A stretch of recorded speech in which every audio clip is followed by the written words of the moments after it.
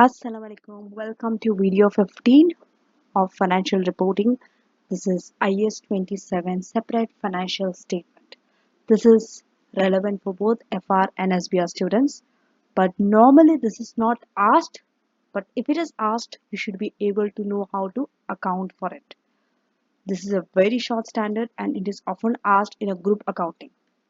So this standard applies when an entity has interest in subsidiaries, joint ventures or associates and they elect or they are required to prepare separate non-consolidated financial statement.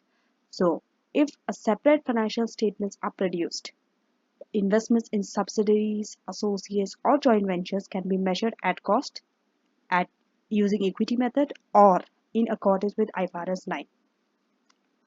Mostly for associates and joint ventures, we use equity method, that is IAS 28. Then other investments we normally measure according to IFRS 9. And subsidiaries we measure at cost. That's it for IAS 27.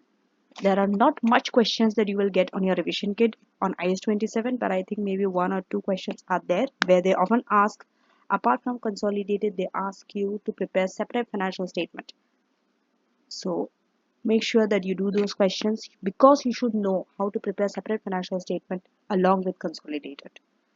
The next standard will be on IAS 28, which is investment in associates and joint ventures, again a group accounting standard, which is applicable for both SBR and FR students. Thank you for watching and I shall see you in the next video.